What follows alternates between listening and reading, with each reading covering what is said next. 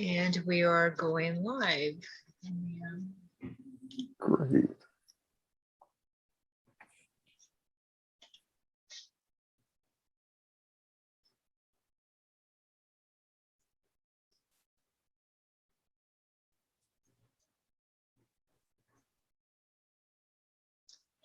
And here we are. Hi, everyone. Hello. Okay, hi, everyone.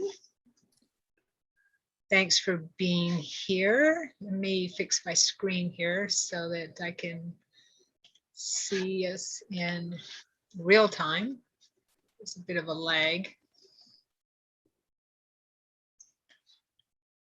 Okay. There we go. It's a little disorienting looking at both screens at the same time. Okay. There, talk about bilocation. Yeah. Okay. All right, here we are. There we go. All right. Hello, everyone. Thanks for being here. And I am Sharon Sanana Kumara, and I'm here with Eliana and Mike to talk about psychic development. Thanks for being here, you guys. Sure. Thank Glad to you. be here. Yeah. All three of us are psychic mediums. And so we love talking about this kind of stuff, correct? Yeah, most definitely. Yeah. And so what we thought we'd do is we have a list of questions that we get asked the most from people that we work with and that we talk to who know what we do. And we thought we'd ask some of those and answer it in our perspective. And then we'll take any questions along the way. If anyone needs any clarity on what we just covered, if you want to put that in the chat box, I will pull that up and let Eliana and Mike know about that. And then we can clarify further if you have any questions about that. And then at the end, we'll reserve some time for questions that maybe that we didn't cover that you want to, that if anyone wants to ask. And so we plan on going about an hour and a half. And so we'll reserve about 30 minutes at the end. Okay. All righty. So let's introduce ourselves. Eliana, would you like to go first? Sure. So my name is Eliana Vallon. I'm a psychic medium. I do past life exploration, tarot, shadow work, you name it. My website is Root and Sky Healing. And I love talking about this kind of thing because I often get a lot of these questions that are in the FAQ. And so I think it's really cool to be able to just have your guys' opinions as well, because some of these questions I haven't heard before. So I'm curious what you guys think. Great. Thanks, Eliana. Mike, would you like to introduce yourself? Sure. Thank you. And thank you all for joining us. My name is Mike Dinkle. Been doing this pretty much all my life. Psychic, rescue mediumship work, channeling, healing of many modalities. Just everything I can get my hands on. Working with pendulums, dowsing rods, teaching all of these things. And a lot of the questions that come up today, I've had in groups that I've facilitate twice a month, called the Psychic Circle or Psychic Playground. Been doing that for many, many years and have a lot of new people join, and it's quite fun. So nice. Looking forward to today. Thanks, Mike. And for myself, I am Sharon Sanana Kumara, and I'm also a psychic medium, past life therapist. I'm a hypnotist and past life therapist that specialize in past life therapy and helping people with uncovering extraterrestrial and contactee or abduction memories, and also spirit rescue. And we're kind of on the same vibe here, the three of us, where we do a lot of the same types of modalities, but also we have our own way of doing things too. And I just love what I do. I feel so blessed to be able to answer my calling in life. And I was a psychic child, and I believe that we're all psychic children. It's just that as we get a little bit older, things happen in life to maybe, where we're more focused on the outside world, or our circles don't foster it for us or with us. And so it can be scary to them and it's scary to us.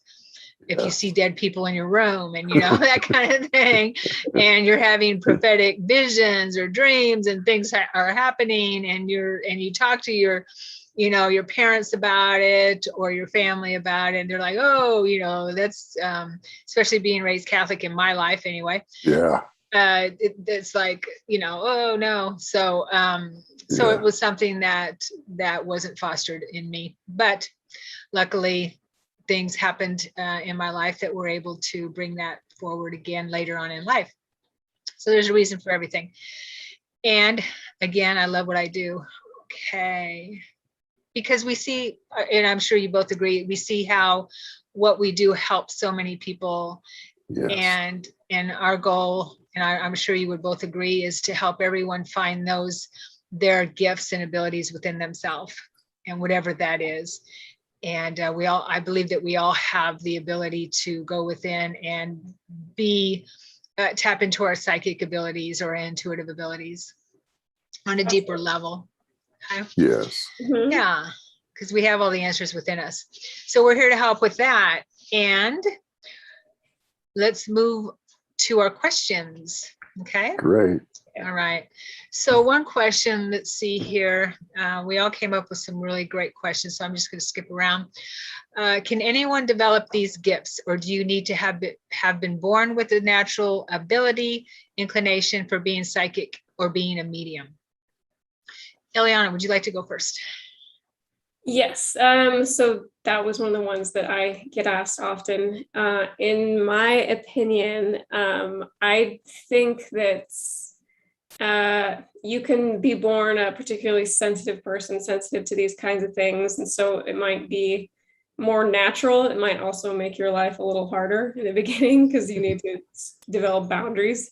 But I don't think you need to have like a natural like inclination towards it. It's just like if you're drawn to it or if you're interested in it, then it's likely that you already have some type of that gift within you to varying degrees. And I think you can absolutely develop it with, meditation. There's just a variety of things like finding like a mentor to help you develop that. I think everyone's absolutely capable of it. Yeah. Mike, would you like to answer that question from your perspective? Yeah, I would agree with Ileana. It's everybody has the capability of being psychic and learning psychic abilities and learning mediumship abilities. Everybody is capable of healing. We naturally heal our own body. I often use the reference of a piano player. Most anybody can learn to play the piano if they spend enough time doing it.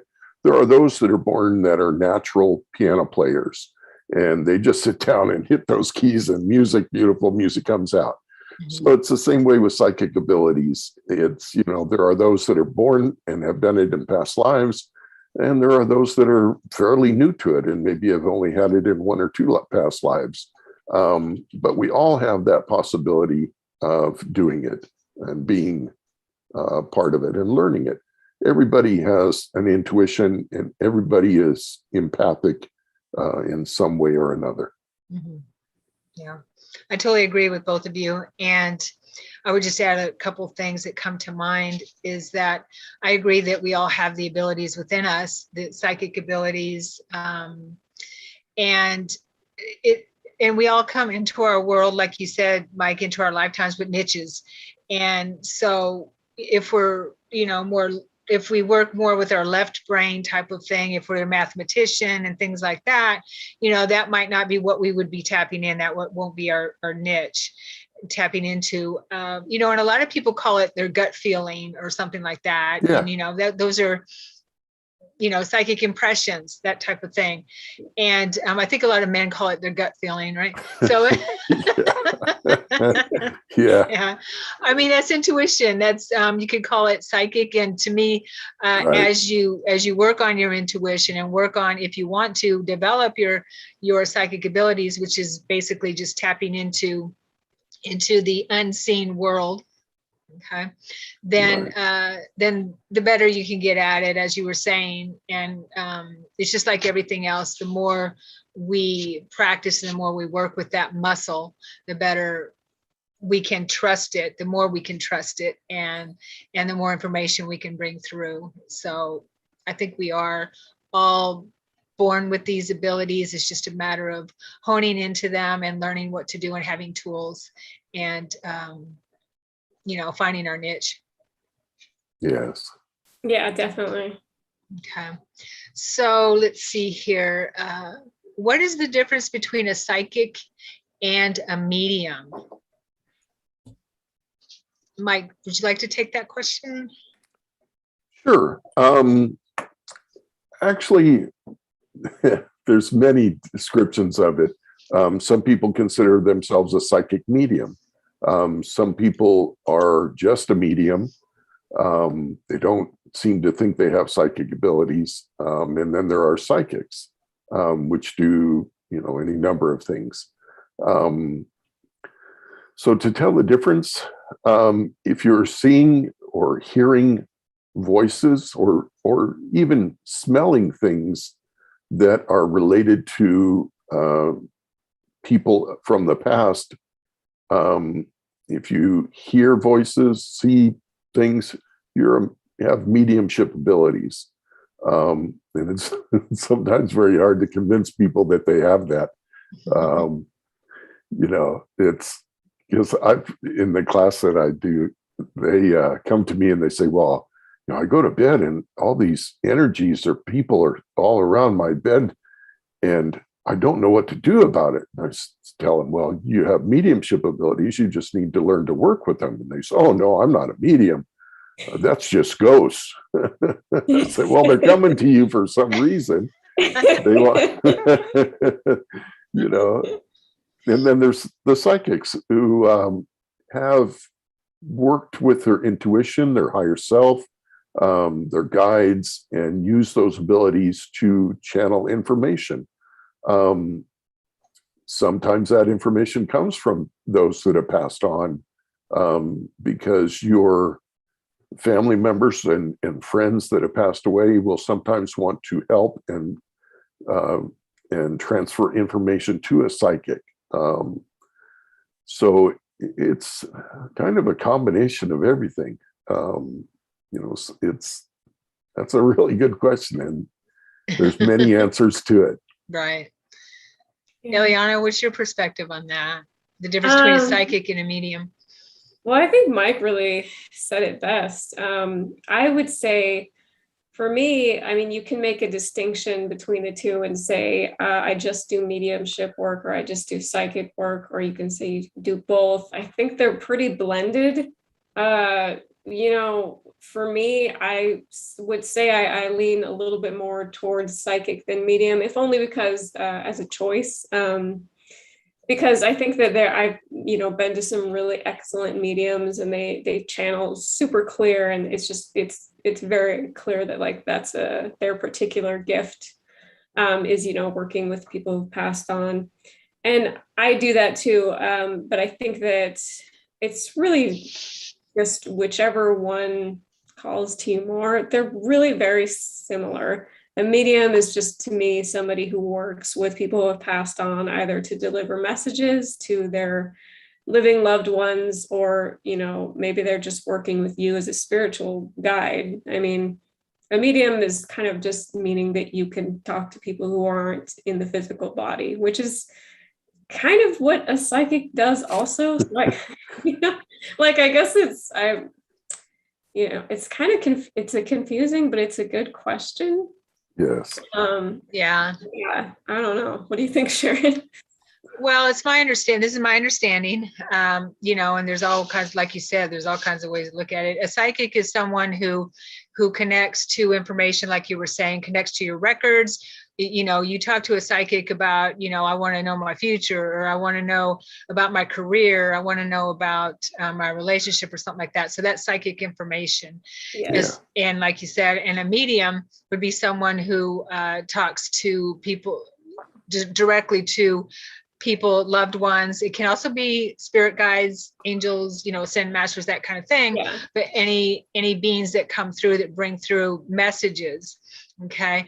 And so they also connect with them, and they can connect to them through their clairs as well. And so they're having a conversation with spirit, someone who is on the other side in spirit form, whereas a psychic is more of someone who brings through information, right? And that can come from guides as well. So I believe that what I understand is you have to be a psychic to be a medium.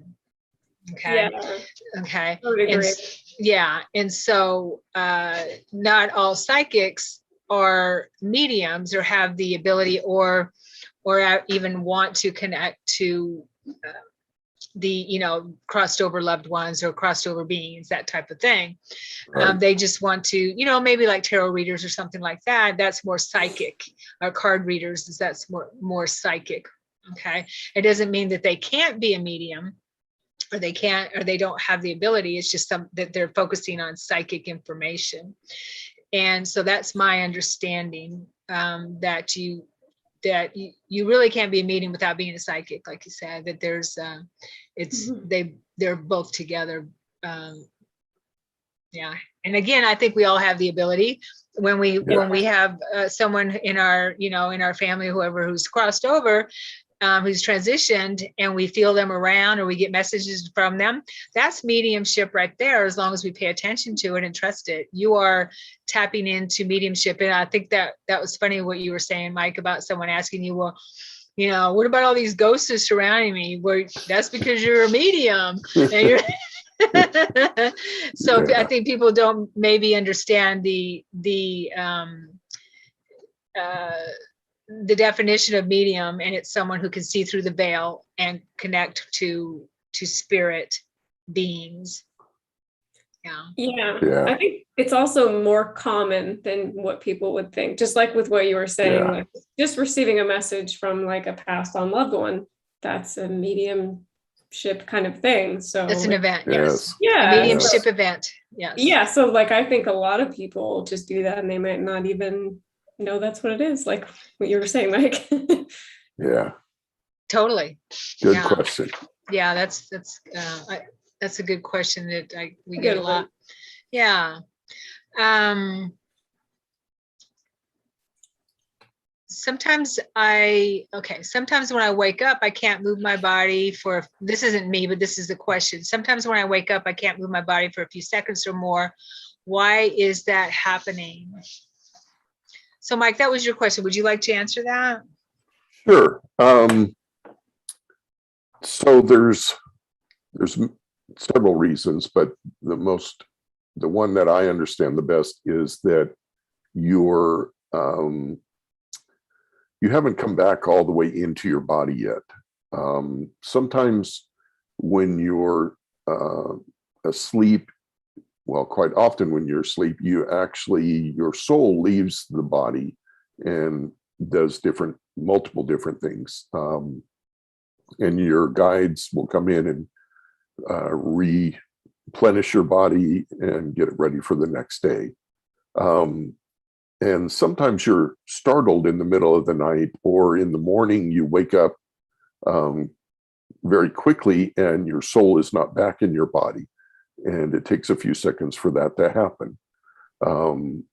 Another way is if you're astral traveling and the same thing happens, your body wakes up while you're still away from your body, and it takes a few seconds or minutes for you to come back in. It feels like you're paralyzed. Basically, you can't move. You can't do anything other than breathe, because that's a natural thing that happens, that occurs. But speaking is impossible, that kind of thing.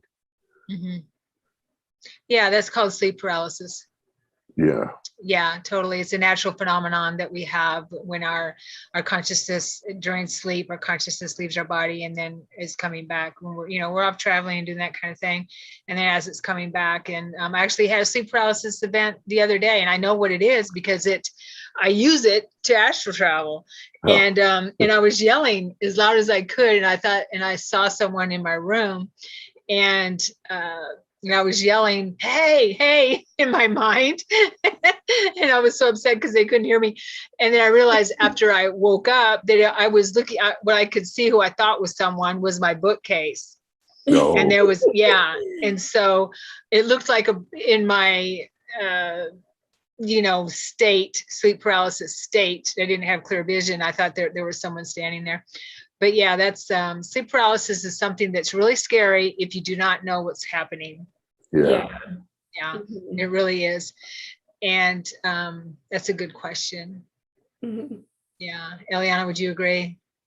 Yeah, and it sounds, it's a little bit similar to if you've ever heard somebody talk about their near-death experience on like the operating table, where, they Right. go up out of their body and they're like, oh, I can see everything, but I can't, I'm not able to move my body. I'm not able to move anything. It's just them, kind of like you were saying, Mike. It's like a moment where you're not all the way in your body.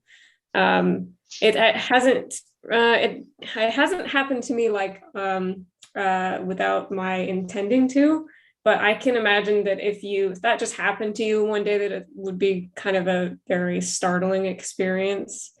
But yeah, I mean, just so that if that does happen, it's pretty normal and it's pretty common. I think sleep paralysis is pretty common and it's nothing to be afraid of. It's just you kind of have to figure out what you can do in that moment if you're startled, to calm yourself down and let yourself know that nothing bad is going to happen to you. This is, just, it's not going to last forever. I mean, Yes. I don't know if you guys have had bad experiences with that or anything. I haven't, but I have heard that some people, it gives them a lot of anxiety. So, well, it's because we don't understand it. And the bad experiences I had were my conscious mind thinking that there was something in my room, or I would feel someone who I thought was someone sitting on my bed. So my conscious mind is making up all these scenarios that are scary. When I realized that just like it was the bookshelf that I thought was someone standing in my room, because I was in that state of fear, or, well, I wasn't really fearful then, but I have been before. Yeah. So, good stuff. So Joshua Benjamin, a medium can't predict future events unless the spirit's contacted has that ability. A psychic can, it's not intuition, since that is logical based on patterns. If every psychic is a medium, then not every psychic can predict future events.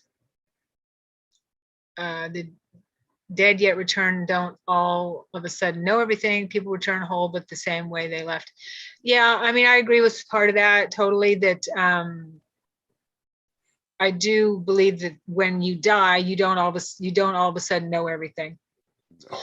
I believe, yeah, it's we wouldn't need to come back. Yeah, and that's right. So I know we have access to information, but the more we know here spiritually, the more we know there when we transition.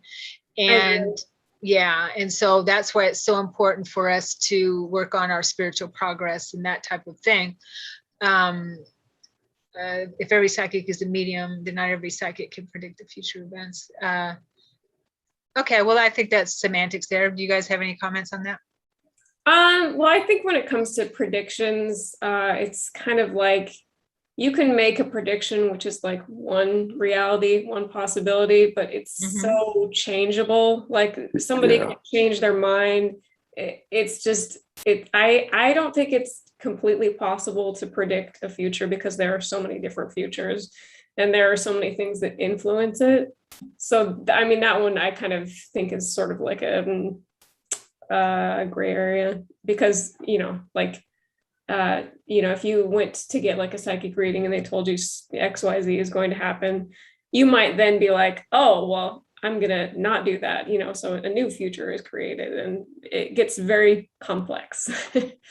Yeah, and there's so many realities, but so I believe that there are some things that are set in stone for us, but things can change at the drop of a hat. And so yeah, totally. Future predictions are tricky, like you said. They're tricky. They can definitely come true if it's set in stone or if it's in the very near future and things, Right. because I'll see pathways and I'll see which has the most light and what, that kind of thing. Mike, did you have any comments on that? What Joshua What had to I was say? taught, was that everything is in the moment. So when you get a psychic reading, it's in that moment that it applies.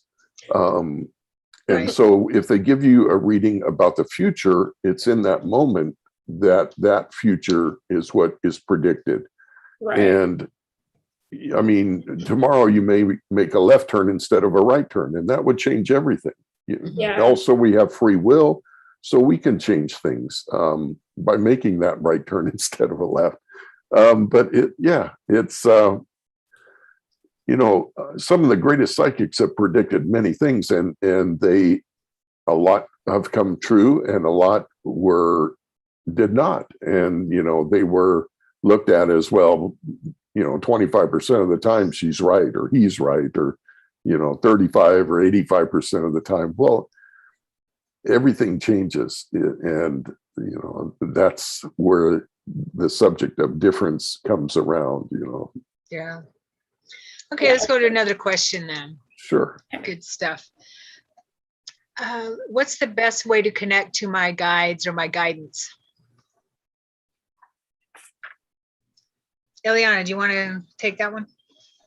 Yes, for me, the best way is to really kind of get in touch with developing your intuition and trusting your intuition, because that's, you kind of just need to be in a place where there aren't any distractions, it's quiet, and you can kind of just shut your mind off a little bit. But the biggest factor to that, to connect with your guidance, is to know what your intuition is, your gut feeling, and to trust it, because it doesn't always make sense with what our rational, logical brain would have us do or think.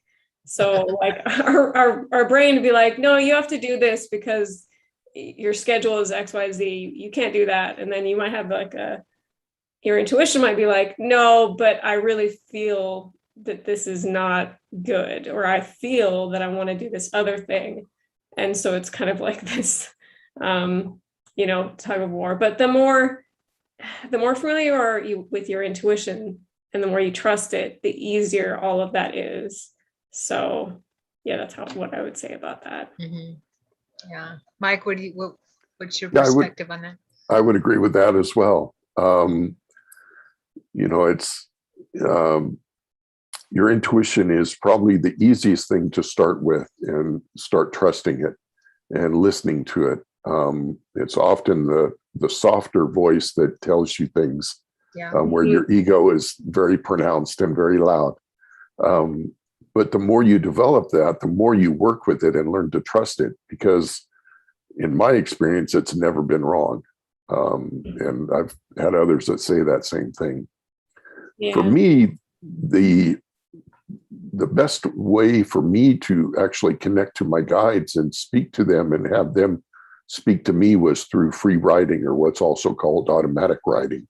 Mm-hmm. And I would sit down and just write down all the words that came out of my thoughts, like would come through my intuition.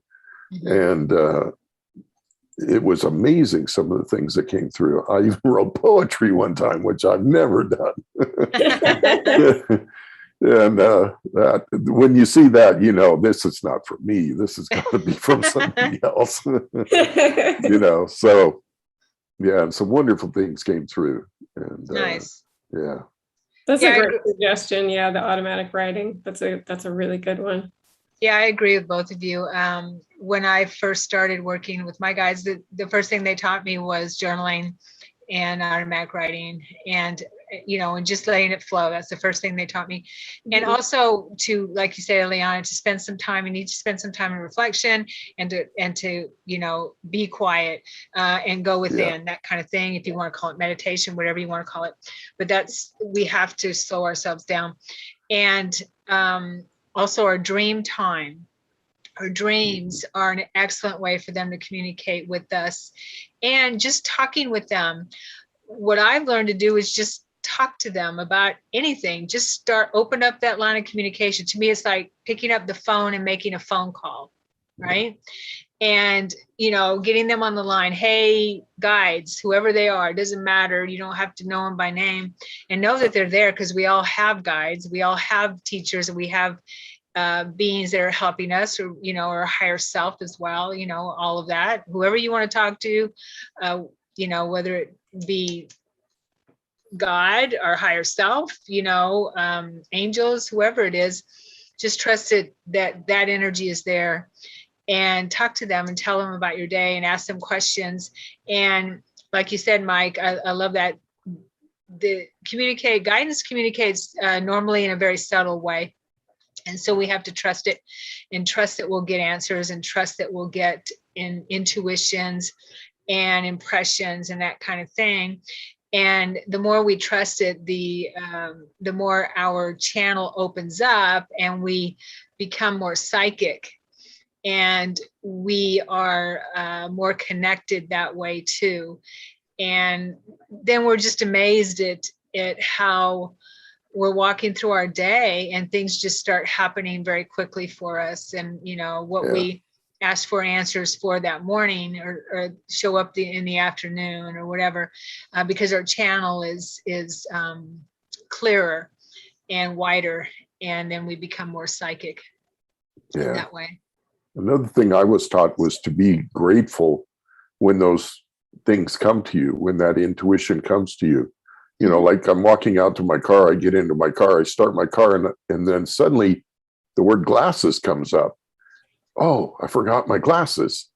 I go back in the house, come back out, and I say, thank you, because I wasn't thinking about my glasses. It came from somewhere. So giving gratitude is always real good. That's and it's natural after a while. You just, like you would thank anyone. It's just natural. It's because they know our hearts.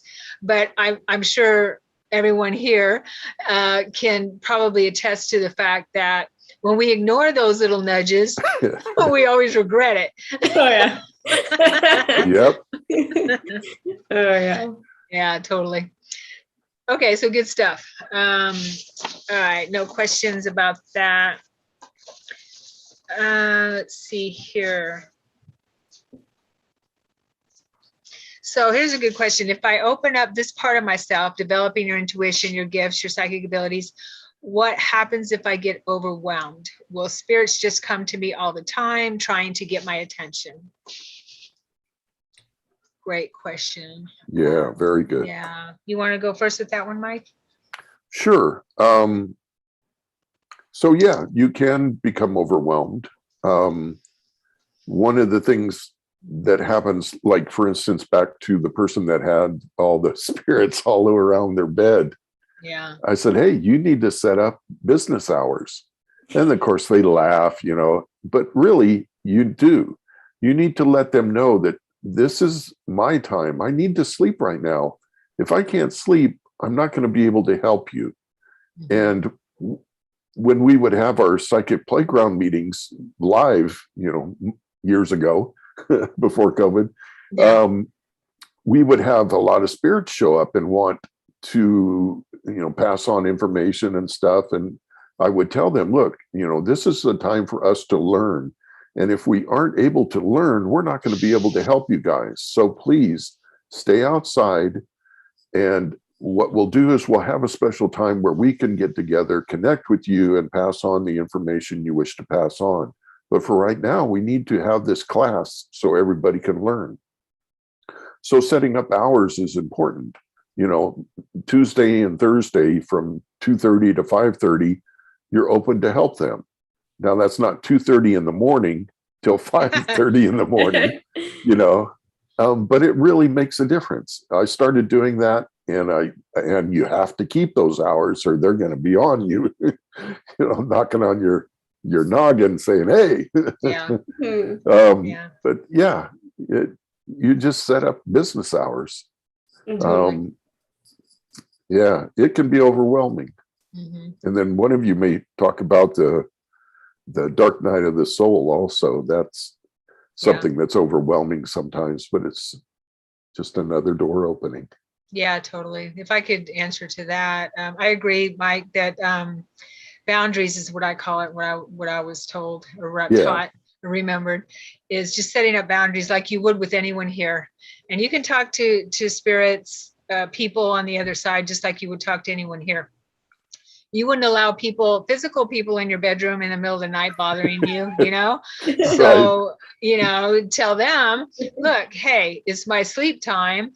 I really want to help you, or I really would like to communicate with you, but that's, you know, I need my sleep and I need boundaries, and I would appreciate it if you did not wake me up or you did not interfere with my life, kind of thing, because they, you know, if they're earthbound, they sure as heck don't know what's going on normally, you know, and you know, communicating with them in a time when you can, if that's what someone wants to do, or get help with that for sure. But dark night of the soul and being overwhelmed is very scary, very scary. And I know people come to me, clientele that are going through that now, and have been for a while, and because we get blown wide open, and we don't know, most of us who have gone through it or don't know the difference between this reality and the other realities. I had one little pinky toe in this reality. So it's very difficult to determine which is which. Yeah. And so talk about getting overwhelmed. A dark night of the soul it can be very scary, because things are coming up that you don't know how to handle if you don't have help with it. Mm-hmm. So yes, it can. I would say, if you start, as you're developing your gifts, don't do it by yourself. Okay. No. Yeah. And you're working with spirit, and if you're a newbie and that kind of thing, you need some kind of help, you know, with someone you can talk to, and someone who can help you that has experience, anyone you know that can help you with that you can trust. Yeah, because you're opening up portals, you're opening up you know, portals, I guess, or doorways. Yeah. To the other side, which is fine, which is, you know, there are people just like us too. But if we don't see them, it can be very scary for us, and we don't understand what's going on around us. And it, you know, it can be totally overwhelming. So that's a great question.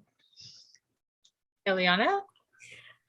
Yeah, well, I mean, I think you both nailed it. I would refer to it definitely as just having good boundaries, which is just meaning like having limits on your time and energy, the same way you would with an in-person, you know, with friends, family, strangers, like you, and you know, because you wouldn't allow, like Sharon said, you wouldn't allow that behavior from a person just coming into your bedroom randomly.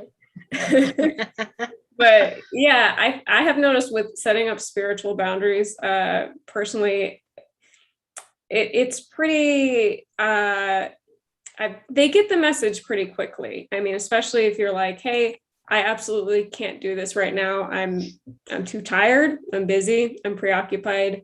I'm learning something. So I'm just not available to be this for you right now. And you just have to be like clear and firm about it. And they get it, you know? And I do think it is really important, if you are going through a dark night of the soul, that you do find someone to help you through that, because going through my own, I didn't have a lot of support with that. And it's like, I feel like it's definitely out there, you know, finding like a mentor, finding someone to talk to, maybe a friend, you know, but it's so important. Someone that's been through that can help you, because there's so many like scary and unusual things and questions you have that come up. And you know, for me personally, you might kind of think you're going a little bit crazy. Or a lot crazy. Or a lot crazy, right? So crazier. Yeah, there you go. So it's like, you want to be careful a little bit who you share it with, because, you know, if you share it with somebody who just has no interest in this kind of stuff, they might not really be that helpful. They might be like, wow, this sounds like you're losing your grip on reality or something like that. So just make sure that you find someone that you do trust, like Sharon said, because, you know, a lot of people go through a dark night of the soul, and there's definitely help available. Yeah, and especially now as the veil is thinning, there's a lot we're Yeah. opening up even more and more. And if we don't work on ourselves now, now is the perfect time to be able to clear our stuff and open up our, our inner portals, and so that we can move into the higher frequencies with as much ease and grace as possible, and not have these scary, scary dark nights of the soul, or quickenings is what I call mine. And so, yeah, it really helps to have someone to talk to that's gone through it, for sure, and can help you realize that you're not crazy. Yeah. Okay. Yeah, good stuff. Let's see. Any questions? Anyone have any question about that? We'll wait for a minute. Find another question.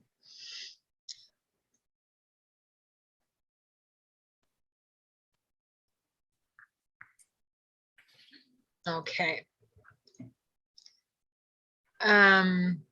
So here's one. I'm very drawn to rocks and crystals. Sometimes it feels like they're talking to me. Am I going crazy? Speaking of going crazy. And if I could add to that, do crystals and stones and things like that help with psychic abilities? I get that as well. Let's talk about tools and things like that. How's that? Mm-hmm. Mike, do you want to cover that? Sure. So, yeah. One of my first experiences was with a rock that actually talked to me. Nice. I was told to, I was at a psychic fair, and lady had all these rocks on the table. She said, everybody come out, pick up a rock, go sit down and ask it a few questions and see if anything comes to you, and so I did. And she said, so anybody want to talk about what they got? And I started people started talking, and I was the last one. I was just holding back. I thought, this is crazy. I don't believe this, and I nailed it. I told her where it came from, how it was formed, and all of this. And she said, well, and her eyes kept getting bigger and bigger. And she's going, wow. So they really do. Most everything will talk to you. Everything has energy. Mm-hmm. I was also taught not to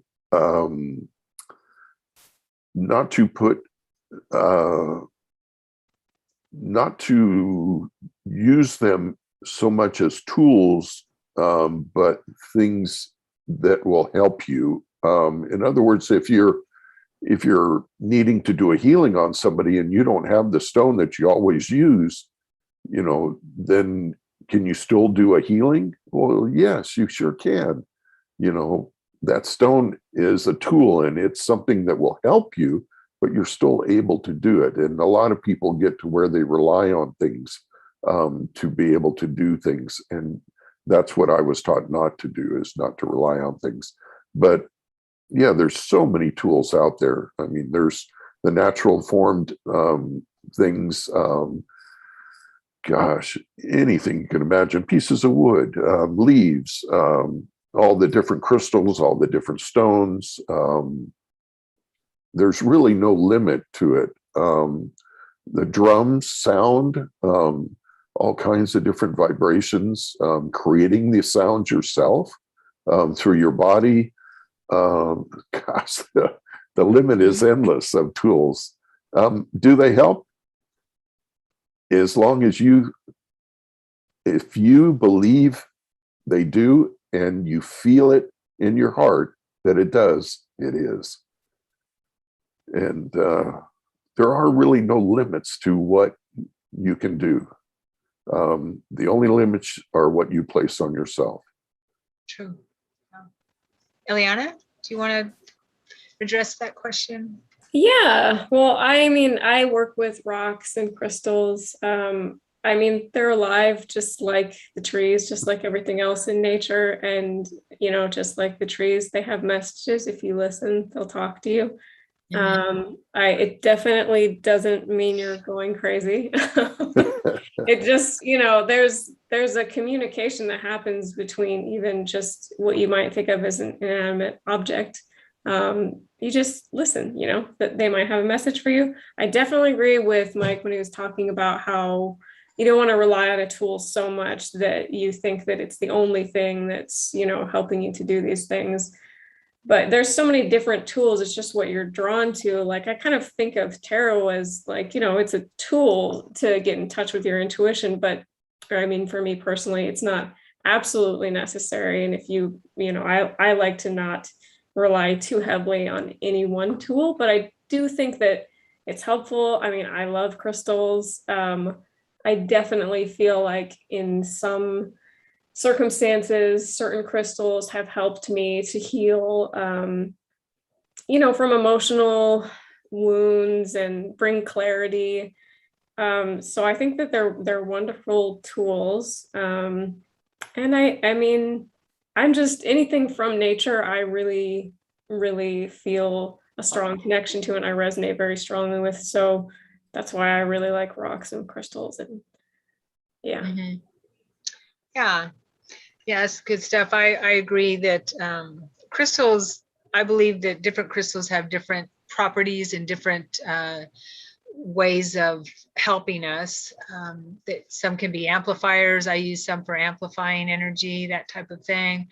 And I understand some are record keepers, and so they can give you information that way, and they keep information and can talk to you. And everything has a consciousness. So yeah, totally. We can communicate with everything, with our chair, everything has a consciousness. And so, rocks are from the earth, and they're all, well, so are crystals, of course, but they all have a different type of consciousness, like, and personalities too, I find.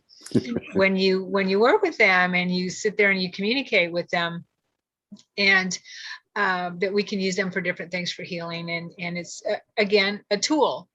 Right. Yeah. And I kind of see it as, and no, you're not crazy if you're hearing rocks talk to you. Yeah, no, definitely not. Actually, I think people who don't hear rocks talking to them are the crazy people, because, that means that we are tapping into our gifts and abilities that we're meant to tap into, because they are talking to us all the time. And so when we don't hear them is I think part of the crazy part, the insane part. So as far as tools, I started out using tools as well. I started out using a spirit board. And my guides were talking to me on my spirit board. I started talking to my mom on an angel board when she passed. And then she brought my guide to me. And so I was talking to my guide on a spirit board. And, some people go, oh, Ouija board, oh, that's evil. And I totally disagree. And Ouija board gets a bad rap. I believe that a Ouija board, first of all, should not be sold in toy stores, because it's not a toy. Okay. Right. And children should not be using it as a toy or anything like that, or shouldn't be using it at all, basically.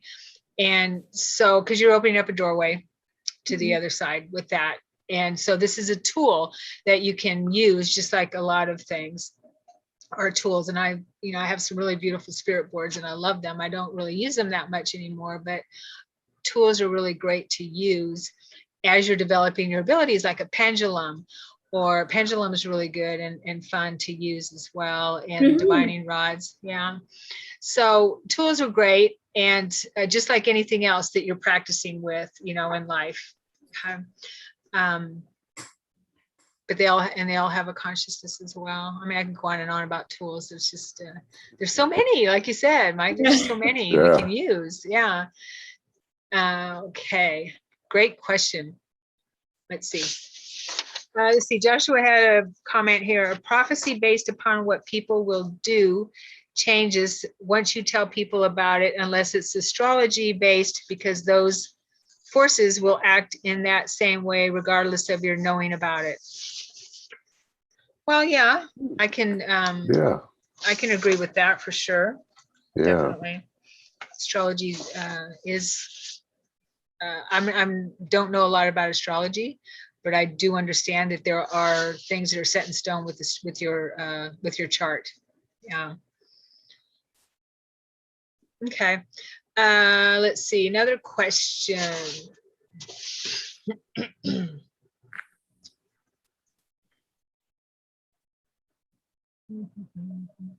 How do I know the difference between psychic information and my imagination? You know, or I'm just making something up. I get that a lot. I think I'm just making this up, that kind of thing. Eliana, would you like to go first? Sure. That can be, that's a good question. That can be kind of tricky if you're in the beginning stages of developing, you know, your psychic abilities, your intuitive abilities. But I mean, it's sort of a fine line because your imagination is tied to your intuition, and it's also kind of one of the ways you can get, you know, information. And so I don't know. I mean, I would say the way you can tell if you're getting a piece of information and it's, you know, you're being a clear channel and it's something of value is that you can kind of just feel it. At least for me, I can feel it somewhere in my body, or it might be a piece of information that doesn't make any sense to my brain. And so that to me is a cue that like, oh, this is, you know, psychic information. You can also be on the lookout for clarifying things that will let you know, like if you're wondering, like, is this my imagination or is this, you know, psychic information? You can ask your guides or whomever, you know, to let you ask them to help clarify for that for you, and then be open to the ways in which they might communicate that to you. But psychic information tends to come during moments where you're open to it and you're like trying to seek it out, like, you know, during moments of going within, that tends to be where you're getting psychic information. Sometimes you can just get it when you're just doing something mundane, like driving down the road, or, I mean, you know, your imagination is kind of something you have to think about to create. And so there's like more of your brain power being used, whereas I think psychic information is less about your brain and more about just what's coming down from spirit or from the heavens or whatever you want to call it. I don't know if I answered that very well, but Yeah, that's no, good. that was great. Yeah. Mike, would you like to touch on that question? Sure. What I see this question more as is whether it's psychic information or my ego. So as we talked about before, your ego is usually speaks quite loudly, and it has quite often has fear involved. And so if it's a psychic thing that's coming to you, it usually has to do with information that you would be passing on. If you can pass it on and get validation from it, that's even better, because that helps you to establish that, you know, this was true and this was valid. And, you know, now I know what that feels like when that comes through and it actually validates. And I know to trust that. Yeah. Other than that, what Ilana was saying is very accurate. Yeah.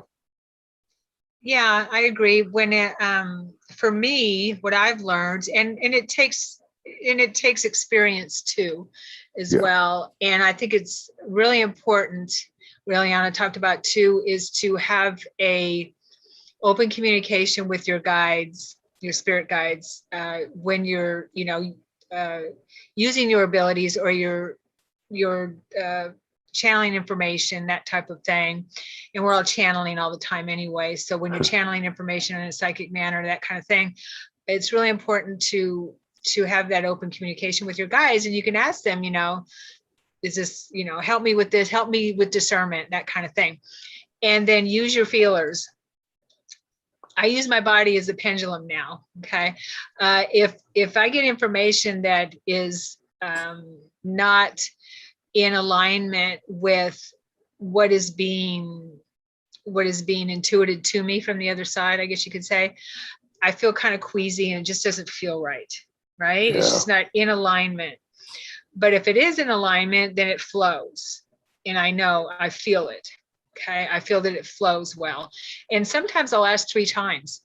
Okay, well, you know, is that right? Let me ask, you know, and if I keep getting the same information and it feels right the whole time, then all three times, then I'll trust it. Then I trust that it's true information from in a psychic manner. And I agree that when it's your imagination kind of thing, or your ego basically giving you some kind of a scenario that that you're making it up type of thing, it doesn't, for me, and not that that happens that much, if at all anymore, but it just doesn't feel right. Does that make sense? And it kind of cuts off. It's choppy kind of thing, and it just doesn't flow. And it's hard to explain, but it ends quickly. Because it takes effort. Yeah. Because you're making something up, so it takes effort. Yeah. Yes. Yeah. That's a good one. Yeah. Whereas psychic information it flows. And in the early stages, as you are learning to trust what you're getting, use your body to feel into the information and that type of thing, because your body doesn't lie. Yeah, and it's kind of like when we were talking about the automatic writing, I think of it as like when it's psychic information, like Sharon was saying, it really does just flow, and it's sort of interrupted. And if you just go with that flow and just keep talking or keep writing and just don't let that like ego voice come in, then that's how you can tell. But yeah, it is more kind of choppy, and it's like you're having to force it. So that makes sense what you guys said. Yeah, totally. Great question. So Melissa asked if can you talk more about pendulums? Who or what is guiding its direction and guidance? Great question. Would anyone like to speak to Melissa's question? Sure. So it was asking who or what is guiding. Who or what is guiding its direction and guidance. So when you're using a pendulum, where is that coming from? Oh, okay. Well, I think I would say it really depends upon your intention and your belief system. When I've used one, I tend to think it comes from my higher self and my intuition. But you can also be like, if you have a specific guide that you work with or a passed on loved one that is like your spiritual mentor, you can just ask them to come through with the pendulum and trust that they'll move it for you. So it's really kind of up to you. Like I said, when I did it, my belief was that it's my higher self that has a greater knowledge of things, a better view, better perspective than my human self. So I'm going to trust her. But you can also ask God, goddess, guides. You can ask any of them to help you with the pendulum. That's what I think about it, at least. Mike, did you want to touch on that? I would just agree with her 100%. Through the first teacher I learned, it was your higher self coming through. Catholics would refer to it as your Holy Spirit. And then a couple other teachers taught me to ask, who would you like to speak with? And I thought, oh, you can do that? Sure. Why not? So, you can ask and talk to whoever you want to. Just as you can, when you're meditating, you can call in and speak to whoever you'd like to. It's open. The one thing I would say is if you're first getting started, you want to ask that only those of the vibration of unconditional love or higher be present. Because as with the Ouija board, you can get energies that are playful, let's say. And they may not give you the answers you want. And those are usually low vibration entities. So when I teach class like that, I if you're new to it, then, use a little caution in that way, and just ask that only those of the vibration of unconditional love or higher be present. And so that is of a high vibration.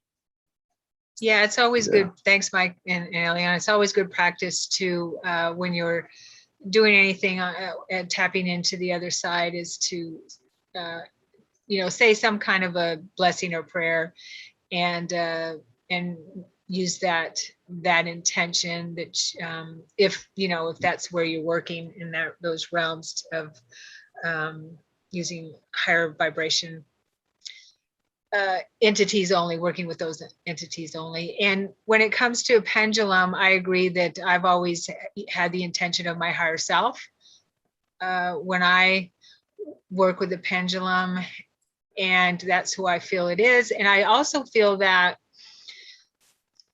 how do I put it? The more clear you are, the higher energies you are channeling, because you're channeling. Yeah. We're channeling as we're using a pendulum, as we're using a spirit board, things like that. So the more we work on our abilities, the higher frequencies we can connect to. Okay. And so that's just part of the deal. Yeah. Yeah. So Because we peel away the layers that get in the way.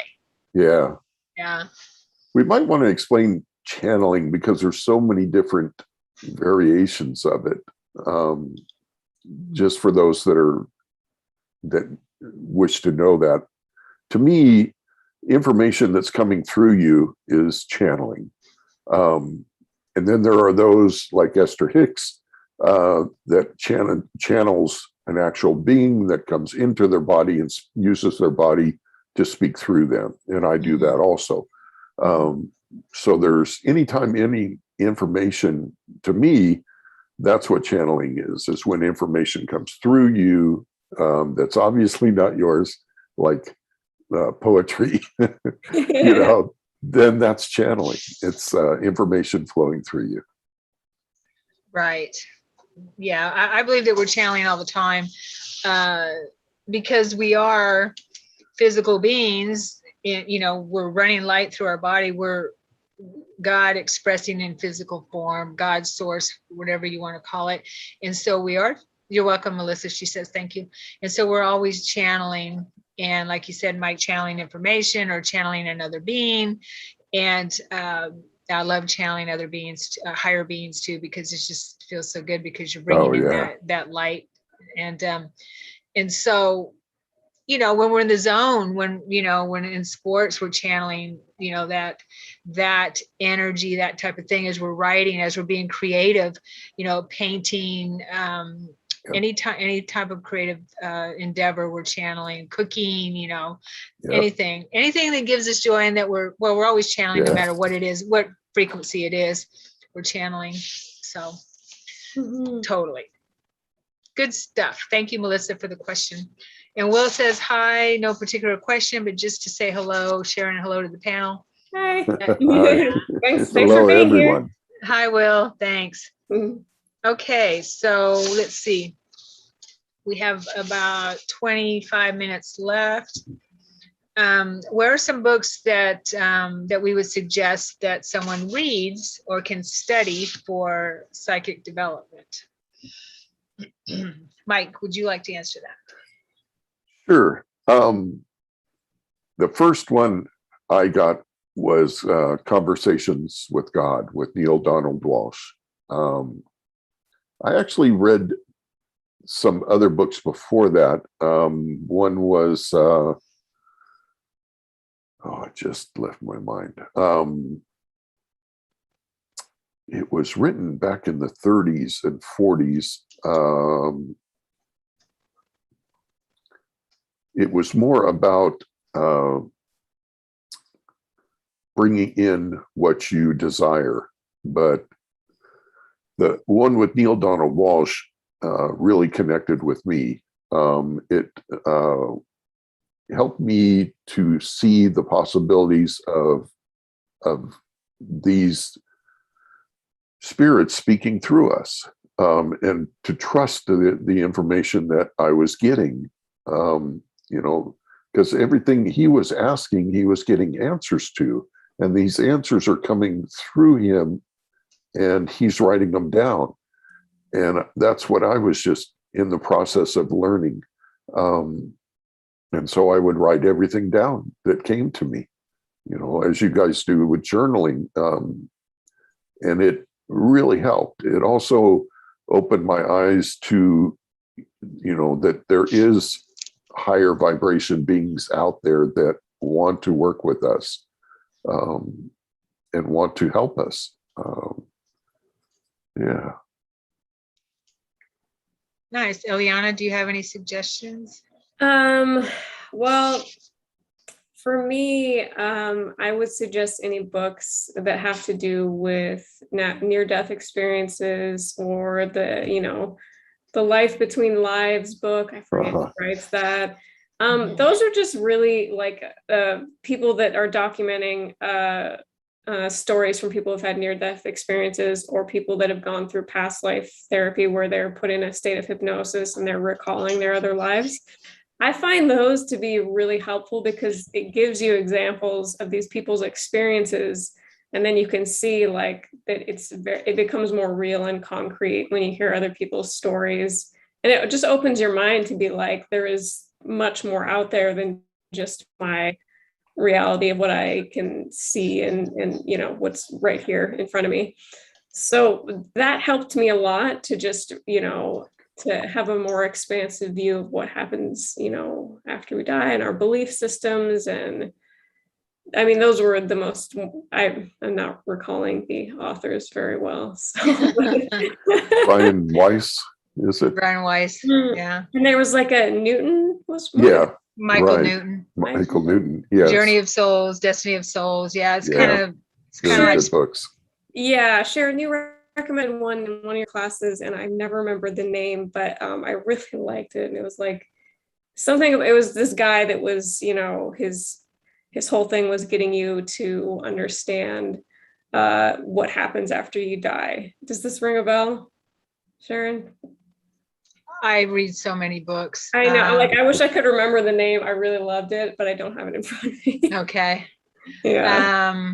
Maybe it'll come to me as we talk. When I first started out, my my guru at the time with all her books, I read tons of her books, was Doreen Virtue. She has some good books in the beginning, of how to foster your psychic abilities. She's changed since then, but she was my guru for a long time. And Conversations with God, definitely. And I don't know, I mean, do people even read anymore? I use audiobooks now, but which is the same as books, but I'm such an avid reader. I have so many that Journey of Souls, I feel, and Brian Weiss, Many Lives, Many Masters, those types of books, I believe, is Metaphysics 101, that anyone who gets into the world of metaphysics and spirituality has to read these books. Journey of Souls, Destiny of Souls, Brian Weiss's books, those types of things. There's so many. So I would say just go and find what resonates with you. Always use your intuition too, because there's so many since then, right? But there's lots of teachers on the planet that have taught these types of things. Sherry, let's see here. You mentioned the importance of having a mentor when you are beginning to connect with other entities on your intuitive journey. Where can I find such a mentor? You're looking at them. all three of us. All three of us. Yeah. Yeah. Yeah, that's what we do. So, and there's, it's whoever you resonate with, and there's people out there, but I would say definitely find it if it's someone that you resonate with. Yeah, because everyone offers something slightly different. Everyone has slightly different experiences. So, there's lots out there. Yeah, totally. Okay, let's see here. Great questions. And as they say, when the student is ready, the teacher will come. And I've found that to be true. Yeah. And sometimes you outgrow the teacher, and when it no longer resonates with your heart, then go on. Find another teacher. Mm-hmm. So here's a good question. What should I do if I try to do a reading for someone or try to talk to a guide or spirit and I don't hear or see or sense anything? I think isn't that kind of one of our biggest fears? Oh, yeah. Especially if you're doing a When you're reading for new. someone when you Yeah, first and start. when- Yeah. Yeah, for sure. I mean, I don't have that anymore because it's never happened because it just doesn't happen. But yeah, I can definitely understand that fear. Who wants to take that one first? I can go first with that one. Okay. I get that question a lot, and I see it happening a lot with people that are newer to it. One thing I would suggest is that it's probably that you are trying too hard mentally, like you are trying, it's like your brain is doing too much. And if your brain is doing too much, the spiritual information can't really, like your brain and your intuition are so different. They can't, one is louder than the other, like we've talked about. But if you don't get anything, it can be kind of that you're trying to force it. It can be that your ego is sort of very loud and your intuition is a quiet voice that takes time. And if you really don't get anything, don't worry about it. Just move on to something else. Or if you're giving a reading to someone and you don't get anything, you can just be honest and be like, listen, I'm not picking up anything. And they'll usually be like, they'll understand that, because sometimes you can ask a question and maybe that person's, some aspect of their soul doesn't really want you to see that or answer that for them right now, which is totally fine. And that might be why you're not getting anything, which is totally okay. But I think it's just like something with practice, it happens less and less. And like, you can also, if you're not getting anything, ask the guide that you're most familiar with, your guides, be like, can you help me? I'm not seeing anything. Am I supposed to see something? Am I not supposed to see something? But just the main thing is like, learning to trust your intuition and don't worry about it. If that happens, it happens in the beginning. It's not, it's just practice. Yeah, I would agree with that. Yeah. I know that when we get nervous and worried, Yes. we tend to clamp up Oh, then yeah. we don't get information, right? And our For ego sure. says, that kind of thing. For sure. But once we relax and know that spirit always has our back,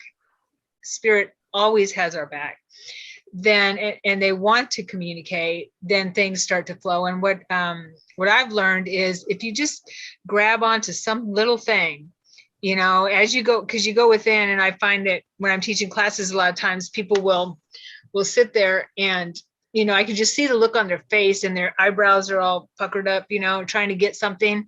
And I get it because I've been there trying to get something. And if you just relax, and it doesn't matter what you get, just start to speak it, just bring it through. It doesn't matter what it is. If you just get, I'm feeling that, I don't know what it is. I feel there's a man here or something. Doesn't matter what it is. Mm-hmm. I'm feeling, it, and then things start to flow, or I'm getting this. I usually say I'm getting, because I'm using all my clairs, as much of my clairs as I can, right? And so I'm getting this. I'm getting that there's a man here, and I'm getting that he's saying this. Or it doesn't matter what you get, just start bringing something through. And 9 times out of 10, you're going to be correct, and you'll start going, because spirit, once they see that you're all clamped up, it's difficult for them. It's like them talking on a phone where there's so much static, you can't hear them and they can't hear you. Okay. So just take that thread and bring it through, and things will start to open up. Yeah. That's really good. Yeah. That's a really good piece of advice. Yeah. What about you, Mike? How do you see that? I've noticed from friends of mine that I talk to at psychic fairs that sometimes they have trouble reading a person that has had multiple readings during the day. Like there was this one gentleman that would get one after another. And I talked to my friend because I could see she was kind of frustrated. It was towards the end of the day and he had just been with her. And she said, yeah, I was like trying to read through mud. I kept trying to get information, and a little bit would come through and it wouldn't make sense. And then a little more would come through and then it would kind of connect. And then the next thing would come through and, oh, okay, this is what it's about, And I've heard that. Why do you think that is? I've never heard that before. they are getting one reading after another, and you're reading their field, and their field diminishes each time that a reading takes place. It draws from that field. And if they're not replenishing that field, which they often don't, go out, get grounded, drink some water, have a lunch, eat something, that kind of stuff, your field diminishes. And I asked one of my teachers about this, and she said the same thing. She said, yeah, but sometimes I'll get these guys or gals, and they've had multiple readings, and I can just feel that their field has diminished, and it's very hard to do a reading on them. But most of that happens at psychic fairs where, there's a lot going on. There's a lot of energy in the room, and here's this person with very little energy because they've been diminished. It's winding down. So normally that doesn't happen unless you're in that position. If you're just, a person comes to you and you do a reading on them, then it's more of the things that you two were just talking about, where your ego steps in, and says, oh, you can't do this, just watch, that kind of thing. I also think sometimes, sorry, were you finished? I didn't mean to interrupt you. No, Okay. yes, I am. Thank you. You can interrupt me. You feel free. So sometimes people can be closed off. And, Yes. And then I find that sometimes I have to go around the back door kind of thing, and find an opening. And because, a lot of people, and some people think, oh, you're going to, if you're a psychic, you're going to read all these things that I don't want you to know. And I always tell people, I'm not going to read anything that you don't want me to know. Not that you might have anything you don't want me to know, but I will not read anything, that you don't want me to read. Yeah. And so it's always their permission. They're there, so they gave you permission. So you might want to ask your sitter, the person that you are reading or something like that, if you're doing a session or doing a psychic reading on or practicing on anybody, just relax and open up. And then it might be easier for you if that's what the deal is. Sometimes, and you can always tell if somebody's open or not. Yeah. Especially, if somebody sits there with their arms crossed and, just kind of like, and does this the whole time. That's, it could be a little difficult. And everyone's, experienced that. So that's nothing to be ashamed of or anything like that. Yeah. So let's see. I don't see anyone have any questions about that they wanted us to speak more to. Okay.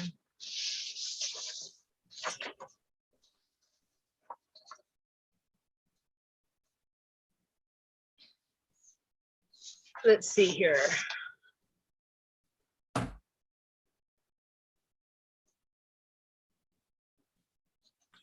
But this, do I need to work with a specific guide in order to develop my psychic mediumship abilities?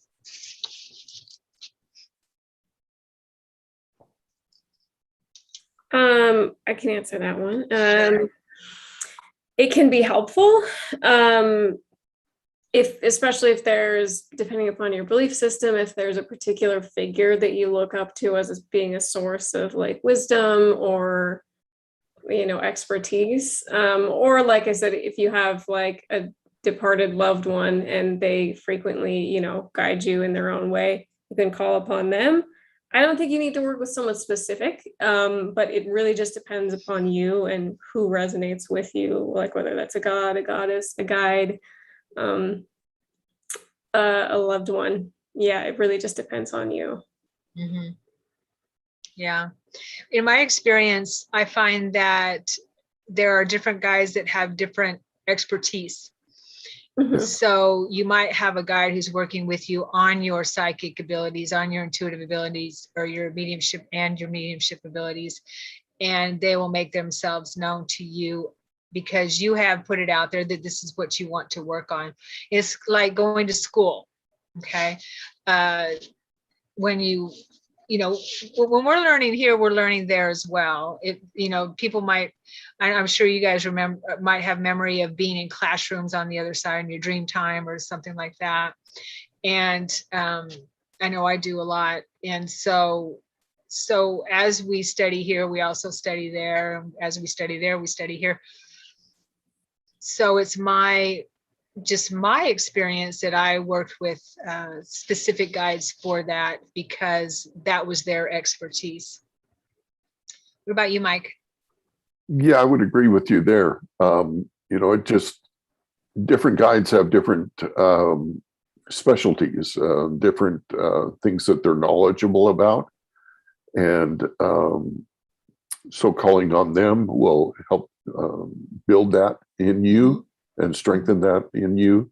It's also about trust, and you learn to trust the information that comes to you from them, because you're looking to them for answers.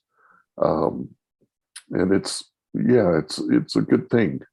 It's a good practice to do. Is it necessary? No, I don't think so. I think it helps a lot, though, because you're being more specific as to what you want. And what my guides have taught me over the years is to ask, when you ask, it opens it up for us to help you. So if you ask for Yogananda to come to you, to answer some specific question, that opens it up for that possibility. If you just think, boy, it'd be neat to talk to Mr. Yogananda, then you're not really asking. So I hope he that must helps. be here, because he came to mind a little while ago for me too. So he must be neat. hanging out. Yeah. Yeah, that's good stuff.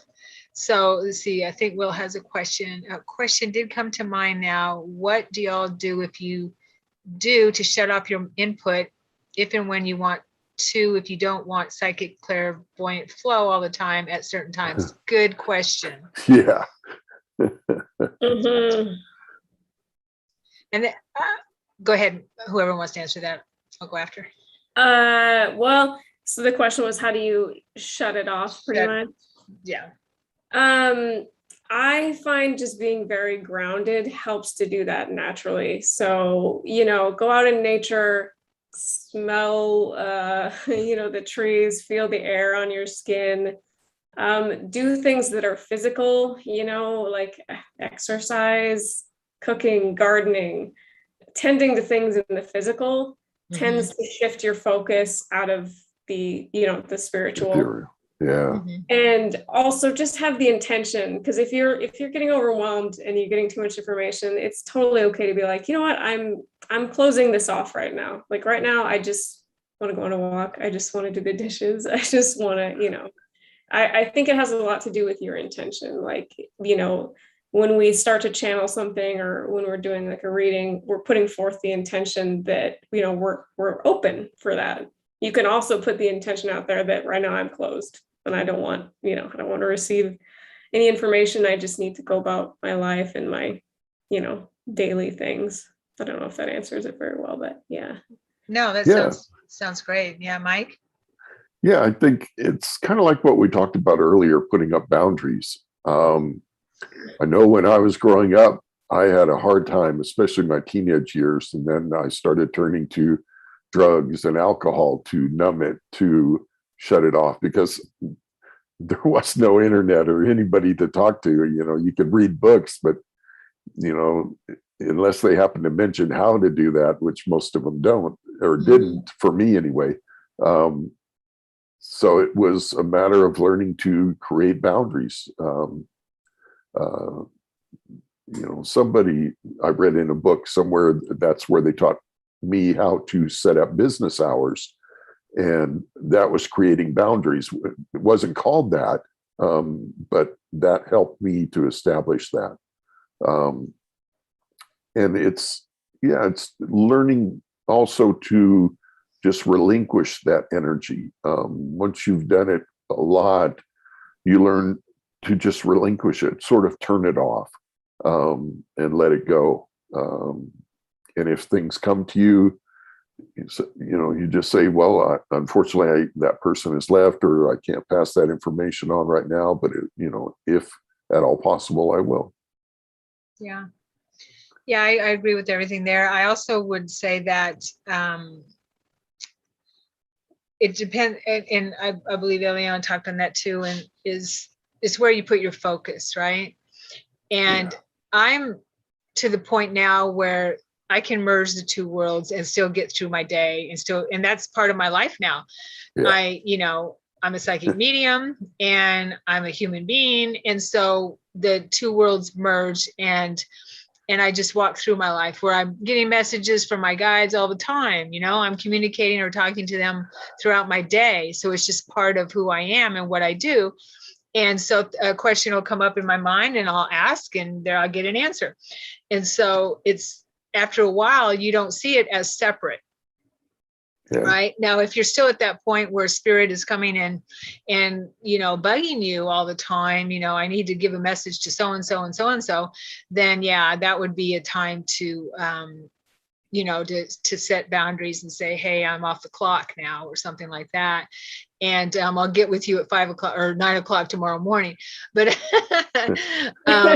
yeah, and hang up your sign in your mind or something. But yeah, but after, it's my goal to merge the two worlds, to be honest with you. The veil is thinning so much that we have electronics now with digital electronics where we can actually talk to spirit and hear them and see them in our photos and and videos and on digital recordings and things like that. And so and be able to use our bodies as tools to do that. So merging the worlds is my goal. And so it's not such a big deal once you learn to control it, like you said, Will, here, and work with it and integrate your psychic abilities and your intuitive abilities. And because we used to be that way all the time. Yeah. Now it's we lost those abilities, and so it's really weird not to be that way. That's the weird part of it, because we're so focused on our outside world, on our illusion, our projections. So merging them is always my goal, and it's just after a while I think that it gets to be natural. Yeah. Yeah. Great question, though. Yes, definitely. Yeah. Mm-hmm. And I think we're going to end with that because we are at an hour and a half. So any closing words of wisdom? Eliana. Oh boy. I wasn't ready for that. I would say to anybody who's, newly developing these abilities or wants to know, I mean, really the best thing is to develop a connection with your intuition. So, just listen for that quiet voice. And kind of like Mike said, I haven't ever been led astray, been led the wrong way when I listen to my intuition. You can also look back at circumstances where in hindsight, you're like, oh, that was my intuition and I didn't follow it. And then Yeah. And that'll show you kind of like with, these examples that it was trying to tell you something. It's really subtle. It's really quiet, but it's so important to just listen to it, trust it, and then follow it, even if it doesn't make sense to you, or maybe it's kind of inconvenient, but it really is for your best, interest. The intuition is really looking out for you. So that's what I would say, is just really try and be silent enough that you can hear it, and then to trust it, just, without being like, okay, well, that seems a little silly and I don't really want, that doesn't make sense to me logically, but I'm just going to follow it and then see what happens. Cause it's usually, it leads you down the path that's best for you, that you want to go down. Yeah. And how people can get a hold of you again, Eliana, and I will put it in the description down below. Yes. So my website is rootandskyhealing.com. Nice. Okay, Mike, parting words of wisdom. Yes, I've been guided to teach people more about learning to trust people and to understand what is a lie and what is truth, by using your body And just seeing what feels good in your heart is usually a true answer, and what doesn't is not. We have the natural ability to tell when people are lying. I mean, from back when we lived in caves and built a fire at the front of the cave and asked Joe to stand there, and make sure the fire doesn't go out for and Joe's kind of falling asleep and he says, "Oh, I can do it." Yeah, well, Joe, we're going to get George to do it. Forget it, Joe. Go take a nap. So learning to work with that and to trust what's true to your heart, because there's a lot of information that's coming out, especially in the news and on media, that may have very little truth to it. And you need to be able to feel in your heart whether it's right or not. So that's what I've been guided to pass on. Perfect. Thank you. And how can people get a hold of you, Mike? MikeDinkle.com. Nice. Yeah, it's real simple. Kept it easy. Yeah. Okay. And I agree with everything here Mike and Eliana said. And also trust. Trust is so important. Trust your intuition. Trust your impressions. And if you're not sure, ask again. Just keep on, working with it. Journal, write your thoughts down, because that clears your channel, is to get all that stuff out, get all that, all that energy out, and don't live our lives in fear. Okay. Right. Because fear closes the channel, and constant fear closes the channel. Remember that. Yes. And so try to live in happiness and joy as much as possible, and know that everything around us is meant to help us move forward. Okay. And living from the heart, being kind to others as much as possible, and loving yourself and trusting yourself. Okay. And I agree with what Mike said, that what we're getting in the news, turn your TV off, turn off all that stuff. What we're getting in the news is propaganda. Okay. Yeah. So, and you can reach me through SharonSananda.com, SharonSananda.com. And I am teaching a 4-part psychic development course starting in September. So go to my website, and hopefully you will join me for that, because we're going to have some really cool stuff. Great. All right. Thank you, everyone, for being here. Everyone. Yes. Yeah. And your plug for YouTube? Oh, yeah. Make sure to like and subscribe. Oh, thank you. Like Thank you. and Yes. subscribe. Thank you to like and subscribe. Yes. And share. Bye, everyone. Thank you. Bye.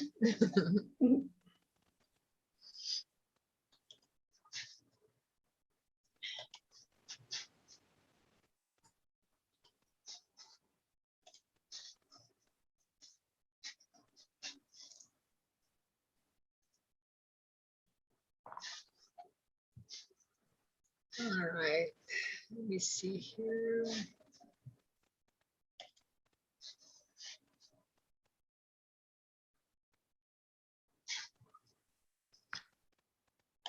I think I stopped it. Live.